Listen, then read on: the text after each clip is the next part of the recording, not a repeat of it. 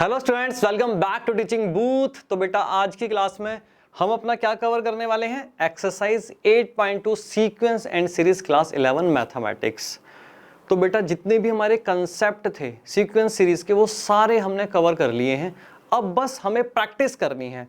अगर वो कंसेप्ट वाली क्लास आपने नहीं ली तो बेटा वो पहले कंसेप्ट वाली क्लास आप अटेंड करो। वो उसका लिंक मैंने डिस्क्रिप्शन में डाल दिया। उसके बाद आप इस एक्सरसाइज पे आओ।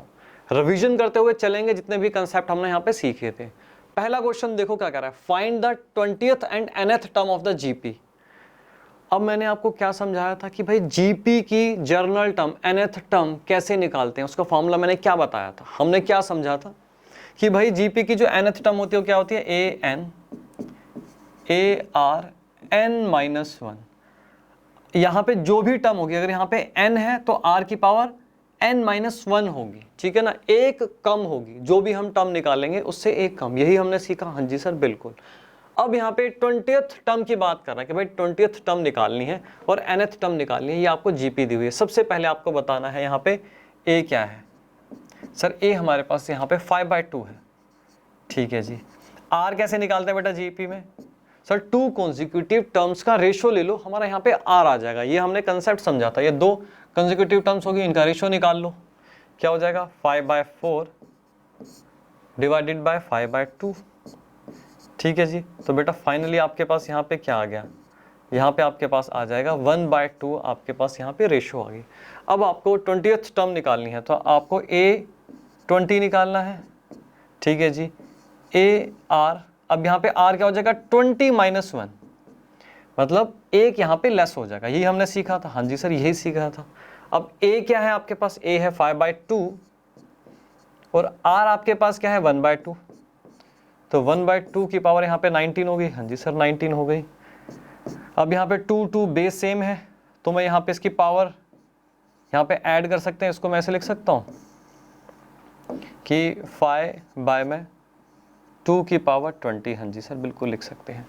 तो ये आपकी 20th टर्म आ गई। सर ये तो बहुत इजी है बेटा। वही तो, वेरी वेरी इजी। ये बहुत ही इजी है। अब हम यहाँ पे बात कर लेते हैं nth टर्म कैसे निकालोगे। nth टर्म मतलब an आपको कैसे निकालना है?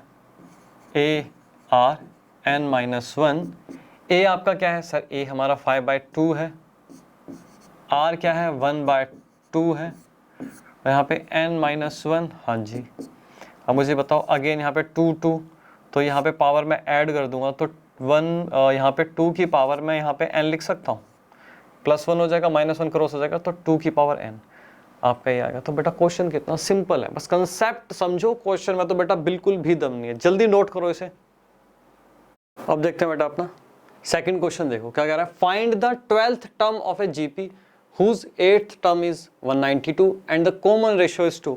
अगेन बेटा very simple question, very very simple question. तो यहाँ पे हमें क्या दिया गया है? 8th टर्म हमें दी गई है। अगर मैं A8 की बात करूं तो क्या हो जाएगा? AR n-1। A8 हमें कितना दिया? 192 दिया गया है। हाँ जी सर, 192 दिया गया है। A और R की पावर मेरी यहाँ पे क्या हो जाएगी? 8th टर्म है तो यहाँ पे मेरे पास 7 आ जाएगा। आपको कॉमन रेशो भी गिवन है। कॉमन रेशो आपको यहाँ पे R क्या गिवन है? अगर मैं यहाँ पे लिखूँ R, आपको यहाँ पे 2 गिवन है क्वेश्चन में। अब आप एक काम करो,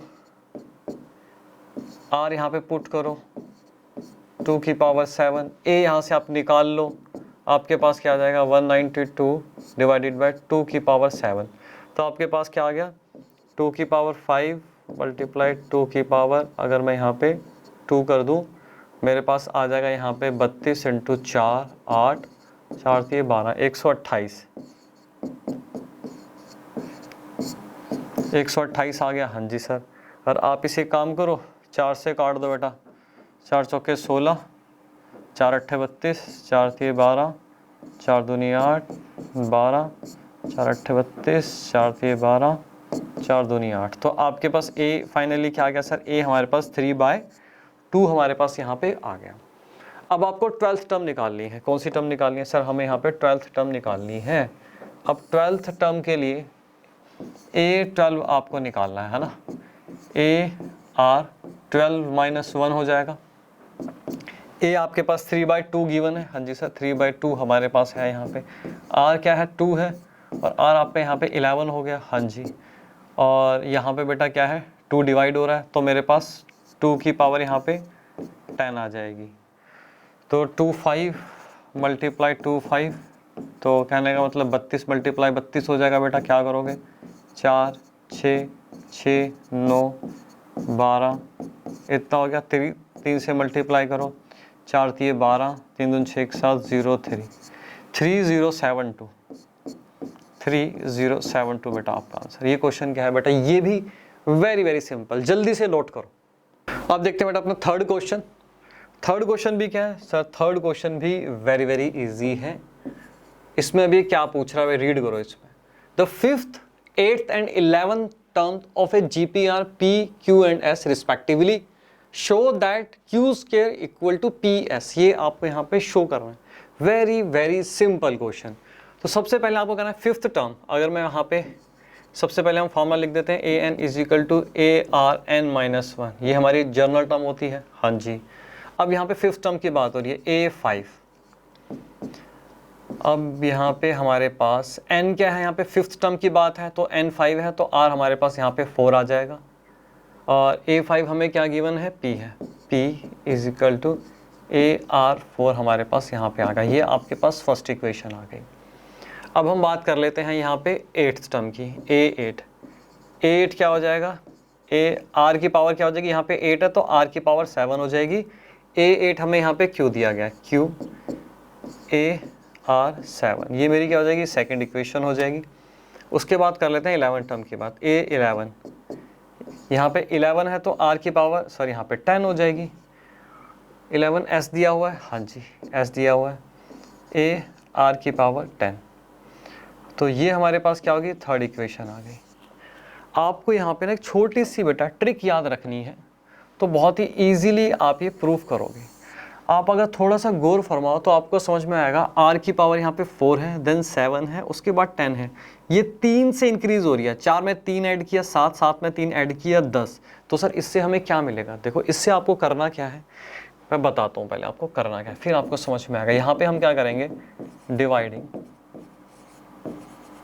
इक्वेशन सेकंड को हम इक्वेशन 1 से एक काम करते हैं, डिवाइड कर देते हैं। हाँ जी सर डिवाइड करो, बट इससे मिलेगा क्या, वही तो बेटा देखना है। Q divided by P is equal to AR की पावर सॉरी Q है ना यहाँ पे, तो यहाँ पे क्या आ जाएगा हमारा AR की पावर 7 डिवाइडेड बाय AR की पावर 4। ठीक है, ये हमने दोनों टर्म्स को आपस में डिवाइड कर दिया, ये इससे कैंसिल आउट हो गया 4 और ये कट जाएगा, तो मेरे पास क्या बचेगा, R की पावर 3 मेरे पास यहाँ पे आ जाएगा Q बाय में P। क्लियर, हाँ जी। ये आप मान लो आपके पास फोर्थ इक्वेशन यहाँ पे आ गई। अगेन आप एक काम करो, डिवाइडिंग इक्वेशन 3 बाय 2।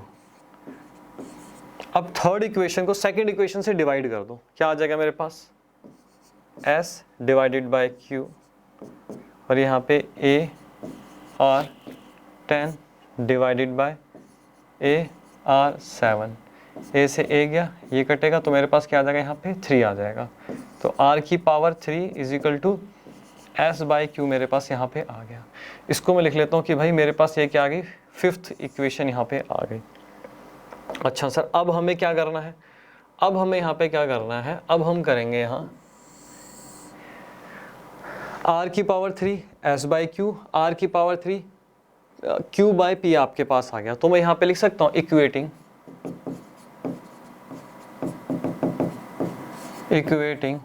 इक्वेशन कौन सी है, फोर्थ एंड फिफ्थ, इन दोनों इक्वेशन को आप इक्वेट करो तो आपके पास क्या आएगा, Q बाय में P और यहाँ पे S बाय में Q। ठीक है बेटा, इसको यहाँ ले आओ, Q स्क्वायर हो गया और यहाँ पे आपका क्या आ गया, PS आ गया। क्या प्रूफ करना था आपको, Q square equal to PS। हाँ जी सर बिल्कुल यही करना था। तो कितना सिंपल क्वेश्चन है, तो मैं लिख सकता हूँ हैंस प्रूव्ड। ठीक है, तो छोटी सी ट्रिक क्या याद रखनी है, सेकंड इक्वेशन को फर्स्ट इक्वेशन से पहले डिवाइड करना है, देन थर्ड इक्वेशन को सेकंड इक्वेशन से डिवाइड करना है, r की पावर 3 जो हमारे पास आएगा उन दोनों को हमें इक्वेट करके प्रूफ करना है। तो बहुत ही सिंपल है, जल्दी नोट करो, फिर चलते हैं नेक्स्ट क्वेश्चन पे। अब बेटा फोर्थ क्वेश्चन देखते हैं। फोर्थ क्वेश्चन बहुत सिंपल है, क्या कह रहा है, the fourth term of a GP is square of its second term and the first term is -3, determine its seventh term. तो इंपॉर्टेंट बात नोट करने वाली क्या है, जो फोर्थ टर्म है वो सेकंड टर्म के स्क्वायर के बराबर है, ये आपको यहाँ पे गिवन है, और जो ए दिया गया है आपको फर्स्ट टर्म -3 दी गई है। तो क्वेश्चन क्या है सर, ये क्वेश्चन भी बड़ा सिंपल सा लग रहा है बेटा, बिल्कुल बहुत सिंपल है। तो सबसे पहले हम जीपी की एक जनरल टर्म लिख लें, क्या होते हैं, ए आर एन -1 होती है। फोर्थ टर्म आपके पास क्या होगी, A4 आपके पास क्या होगा, ए आर की पावर यहाँ पे क्या होगी, यहाँ पे 4 है तो आर की पावर यहाँ पे 3 आ जाएगी। और A2 की अगर मैं बात करूँ तो A2 की अगर हम बात करें तो यहाँ पे मेरे पास AR आ जाएगा। हमें गिवन क्या है, हमें क्या गिवन है, हमें क्वेश्चन में गिवन है अगर आप A2 का स्क्वायर कर दो तो भाई ये फोर्थ टर्म के बराबर आ जाएगा, ये A4 के बराबर आ जाएगा। तो देयरफॉर हम यहाँ पे क्या लिख सकते हैं कि भाई यहाँ पे AR जो स्क्वायर है वो मेरा बराबर हो जाएगा इसके फोर्थ टर्म के। तो मेरे पास यहाँ पे क्या आ जाएगा, A स्क्वायर आर स्क्वायर, इसको बेटा थोड़ा सा आप सिंप्लीफाई कर लो, इससे ये आपका चला जाएगा, ठीक है, इससे आपका ये चला जाएगा। तो फाइनली आपके पास क्या बचा, A is equal to R बचा। आपको अगेन यहाँ पे गिवन क्या है, आपको यहाँ पे गिवन है कि जो A है आपका वो -3 है, तो देयरफॉर R भी क्या हुआ आपका -3 हुआ। हाँ जी सर बिल्कुल। तो आपके पास A भी आ गया, आपके पास यहाँ पे R भी है। अब आपको करना क्या है, आपको सेवंथ टर्म निकालनी है, क्या आप नहीं निकाल सकते, हाँ जी सर निकाल सकते हैं। क्वेश्चन तो सर बहुत सिंपल था, हमें होमवर्क देना चाहिए था। अब आप आ जाओ -3 की पावर 6, ठीक है, तो ये कितना आ गया आपके पास, 81 को आप 9 से मल्टीप्लाई करो, 8 9 जा 72 हो गया, अगेन 3 से 9 3 27, 3 दूनी 6, 8 3 7 21, आपके पास आ गया -2187। ये क्वेश्चन भी क्या था बेटा, सिंपल सा था, बिल्कुल सिंपल क्वेश्चन, नोट करो जल्दी। चलते बेटा नेक्स्ट क्वेश्चन पे। फिफ्थ क्वेश्चन देखो, इसके 3 पार्ट हैं, A, B और C। अब तीनों में बेटा ये क्या पूछ रहा है, which term of the following sequences. अब यहाँ पे आपको दिया गया है, जैसे इस क्वेश्चन में 128, अब ये पूछ रहा है कि भाई ये 128 है, ये कौन सी टर्म है, कौन से प्लेस पे जाके हमें 128 यहाँ पे मिलेगा, ये हमें बताना है A, B, C पार्ट में। तो ये क्वेश्चन भी सर ये तो वेरी वेरी सिंपल है, ये तो होमवर्क मिलने चाहिए बेटा, बिल्कुल होने तो आपके होमवर्क ही चाहिए। ए क्या है इस केस में, हमें वैसे जर्नल टर्म क्या होती है, AN ए क्या हुआ सर, ए हमारा यहाँ पे 2 हुआ, और आर क्या होगा, 2 हम कंसेक्यूटिव टर्म्स का रेशियो निकाल लेंगे, 2√2 डिवाइडेड बाय 2, हाँ जी ये आ गया। तो मेरे पास आर क्या आ गया सर, आर हमारे पास यहाँ पे √2 आ गया। अब आपको क्या करना है, ये देखना है 128 कौन से टर्म पे आएगी, तो हमें यहाँ पे n निकालना है, मतलब an, हमें n फाइंड करना है, ठीक है। तो ARn-1, an हमें कितना गिवन है, 128 हमें यहाँ पे गिवन है, a हमारे पास 2 है, और कॉमन रेशो √2 हमें पता है, और हमें n नहीं पता, हमें n फाइंड करना है यहाँ पे। अब आप मुझे बताओ, यहाँ से मैं इसको काट सकता हूँ, हाँ जी सर बिल्कुल काट सकते हैं, मेरे पास 64 आ गया, हाँ जी। अब क्या आ गया, 64 इज इक्वल टू √2 n-1। अच्छा मुझे यहाँ पे क्या करना पड़ेगा, बेस सेम करना पड़ेगा, हाँ जी।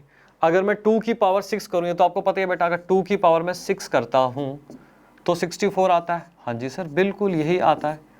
अब आप मुझे एक चीज़ बताओ, 2 को मैं ऐसे लिख सकता हूँ, √2 का स्क्वायर लगा दूं, हाँ जी सर बिल्कुल ऐसे हम इसको लिख सकते हैं। अगर मैं इसको ऐसे लिखूंगा तो रूट कट जाएगा, 2 मेरे पास वापस आ जाएगा, हाँ जी सर बिल्कुल ऐसे ही होगा। अब आप देखो क्वेश्चन सोल्व हो गया। अब यहाँ पे क्या बेटा, पावर को मैं यहाँ पे मल्टीप्लाई करूंगा, √2 की पावर क्या आ गई, यहाँ पे मेरे पास 12 आ गई, और यहाँ पे मेरे पास √2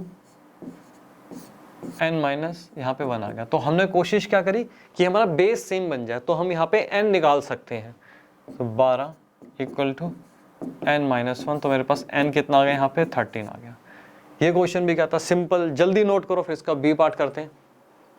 अब देखते हैं बेटा इसका सेकंड पार्ट, बी पार्ट। ये भी क्या है, ये भी वेरी वेरी सिंपल। सबसे पहले देखते हैं हमें यहाँ पे a क्या दिया गया है, a हमें यहाँ पे सर √3 दिया गया है, और कॉमन रेशो की बात करूँ तो क्या आएगा 3 डिवाइडेड बाय √3। हाँ जी, तो मैं 3 को ऐसे लिख सकता हूँ, √3 मल्टीप्लाई √3 करोगे तो आपको 3 ही मिलेगा डिवाइडेड बाय √3। ठीक है, तो मेरे पास कॉमन रेशो यहाँ पे क्या आ गई, मेरे पास यहाँ पे 3 आ गया। अब हमें निकालना है 7 to 9 कौन से प्लेस पे आ रहा है, हमें n यहाँ पे फाइंड करना है। an is equal to ARn-1। हाँ जी, an हमें गिवन है 7 to 9। a क्या है सर, a हमारे पास √3 है, r भी हमारे पास √3 है, n-1 n हमें यहाँ पे निकालना है। अब जैसे 7 to 9 है आपके पास, तो आपको थोड़ा सा यहाँ पे दिमाग लगाना है कि यहाँ पे आपको क्या करनी है, कॉमन रेशो कोशिश करनी है कि √3 की कोई पावर आप लेकर आओ, तभी आपके पास सॉल्यूशन यहाँ पे निकलेगा। ठीक है, तो आप यहाँ क्या करोगे, आप यहाँ पे ऐसे वर्किंग नोट बनाओगे, और 7 to 9 को सबसे पहले आपको क्या करना है, 9 से एक बार इसको एलसीएम लेके देखो, 9 से एलसीएम लेके देखो। 9 8 जा 72, 9 1 जा 9, 9 9 जा 81, और यहाँ पे 9। हाँ भाई 9 से पूरा चला गया। 9 से क्यों किया, 3 से भी कर सकते थे, लेकिन 3 से वो थोड़ा लंबा पड़ता। अब यहाँ से 9 की पावर 3 अगर हम करेंगे तो 7 to 9 मिलेगा। हाँ जी सर बिल्कुल। अगर मैं इसको ऐसे लिख सकता हूँ कि 3 की पावर अगर आप 6 लिख दो तब भी आपको यही मिलेगा, बिल्कुल। और अगर मैं यहाँ पे इसको हम यहाँ पे इतना लिख के दिखा देंगे एग्जाम में, सबसे पहले ये कि अगर मैं 3 की पावर 6 लिखता हूँ तो मेरे पास 7 to 9 आता है। उसके बाद हम इसको ये लिख सकते हैं ना कि 3 को मैं क्या लिख सकता हूँ, √3 स्क्वायर, और यहाँ पे अगेन 6,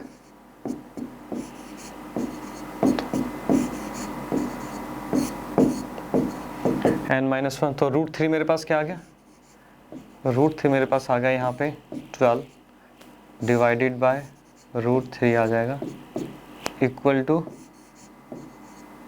√3 की पावर n-1।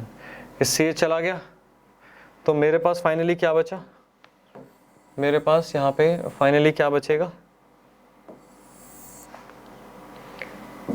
√3 की पावर 11 इज इक्वल टू √3 की पावर n-1। बेस सेम हो गया, मैं लिख सकता हूँ 11 is equal to n-1, n मेरे पास 12 आ गया। तो बेटा ये भी क्या है, सिंपल क्वेश्चन, जल्दी नोट करो इसे। अब देखते हैं बेटा इसका सी पार्ट देखते हैं। ये भी क्या बेटा, ये भी वेरी वेरी सिंपल है। जल्दी बताओ बेटा, ए क्या है सर, ए है हमारा 1/3। आर क्या निकलेगा बेटा, आर निकलेगा सर 1/9 डिवाइडेड बाय 1/3। तो आर भी सर हमारा यहाँ पे 1/3 आया। अच्छा, हमें निकालना क्या है, ARn-1। an हमें क्या दिया है सर, an हमें दिया गया है 1 डिवाइडेड बाय 19683। a क्या है सर, a हमारा यहाँ पे 1/3 है, r भी हमारा 1/3 है, इसकी पावर n-1। n हमें निकालना है, हाँ जी सर n निकालना बेटा। इसको यहाँ से काट दो, 3 6 18, 3 5 15, 3 6 18, ये आ गया आपके पास। तो फाइनली आपके पास 1 divided by 6561 equal to 1/3 n-1। अब क्या कर रहे हैं सर, अब हमें यहाँ पे बेस सेम करना है, तो हम यहाँ पे n निकाल लेंगे। कैसे करोगे बेटा, यहाँ पे 3 है, हाँ जी, तो अब आपको करना क्या है, यहाँ पे एक बार एलसीएम लो, 3 दूनी 6, और यहाँ पे 3 8 24, 3 7 21, 3 7 21, 3 दूनी 6, 3 9 27, 3 दूनी 6। अब यहाँ पे क्या आ जाएगा 12, 3 चौके 12, 3 3 9। आगे आ जाओ बेटा, 3 अट्ठे 24, 3 एक कम 3, 3 की पावर अगर हम 4 करते हैं तो सर हमारा यहाँ पे 81 आता है। तो आपके पास कितना आ गया, इसकी पावर 4, 5, 6, 7, 8, तो मैं यहाँ पे लिख सकता हूँ 1/3 की पावर 8। हाँ जी सर बिल्कुल आप लिख सकते हो। तो बेटा क्या मेरे पास यहाँ पे मैं n निकाल लूँगा? हाँ जी सर बिल्कुल। तो बेस मेरा सेम आ गया, तो मैं यहाँ पे लिख सकता हूँ कि मेरे पास 8 = n-1 आ गया, और n आपके पास क्या आ गया 9। तो बेटा ये क्वेश्चन भी क्या है, वेरी सिंपल, जल्दी इसको नोट करो। और बेटा 6 क्वेश्चन देखते हैं। Values of x the numbers are in GP. Question क्या कह रहा है, x की ऐसी क्या वैल्यू यहाँ पे आप रखो कि जो ये सीक्वेंस है आपका ये जीपी में कन्वर्ट हो जाए। तो x की आपको यहाँ पे वैल्यू बतानी है। तो बेटा जीपी में मैंने आपको क्या सिखाया कि दो कॉन्जिक्यूटिव टर्म्स का जो रेशो होता है वो हमेशा इक्वल होता है। ये हमने जीपी में समझा। हाँ जी सर, मान लो ये जीपी है, इसकी टर्म्स है A1, A2, A3, ठीक, ये टर्म्स है। इसकी दो कंसेक्यूटिव टर्म्स का रेशो, कंसेक्यूटिव बोले तो ये हो गई, ठीक, फिर ये टर्म्स हो गई। इन दो कंसेक्यूटिव टर्म्स का जो रेशो है हमेशा क्या होगा सर, इक्वल होगा। जैसे कि A2 डिवाइडेड बाय A1, इसका रेशो हमेशा इक्वल होगा A3 डिवाइडेड बाय A2, ये कंसेक्यूटिव टर्म्स होगी। हाँ जी सर, ये हमने जीपी में समझा। तो बेटा सेम कंसेप्ट आप इस क्वेश्चन पे लगा दो, आपको यहाँ पे x की वैल्यू मिल जाएगी। Very very simple. A1 क्या हुआ आपके पास, A1 हुआ आपके पास -2/7, A2 आपके पास क्या हुआ, x हुआ, और A3 आपके पास क्या हुआ यहाँ पे -7/2 हुआ, ठीक। अब यहाँ पे आपको क्या करना है, यही कंसेप्ट यहाँ पे लगा देना है। A2 divided by A1, A2 क्या है आपके पास x, A1 क्या है -2/7, और यहाँ पे आ जाएगा आपका A3 -7/2 divided by x। Cross multiply कर दो तो x² -7/2 मल्टीप्लाई -2/7, ठीक। तो बेटा ये पूरा का पूरा क्या होगा, ये कैंसिल आउट हो जाएगा। आपके पास x² क्या बचा है यहाँ पे 1 आ जाएगा। x² इसको करोगे तो आपके पास क्या आ जाएगी, यहाँ पे 1 की दो वैल्यूज आ जाएंगी, पॉजिटिव और नेगेटिव वैल्यूज आ जाएगी। आपके पास अब जीपी क्या आई, आपके पास अब x की वैल्यूज आप दो पुट कर सकते हो, ठीक। आप यहाँ पे ये भी लिख सकते हो कि भाई एक जीपी आपके पास यहाँ पे आ जाएगी -2/7, 1 और -7/2, एक तो ये आ गया, ठीक।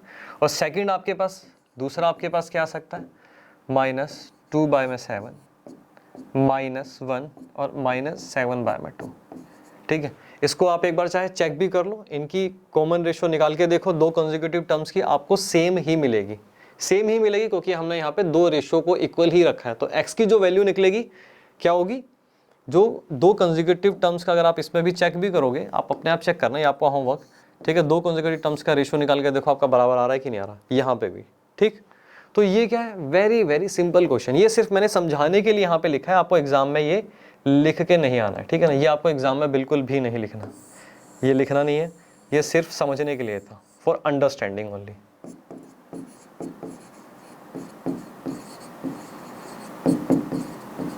एग्जाम में बिल्कुल भी नहीं लिखना है, बस आपको x की वैल्यू बोली है वो आपने निकाल दिया। नोट करो, फिर चलते हैं आगे।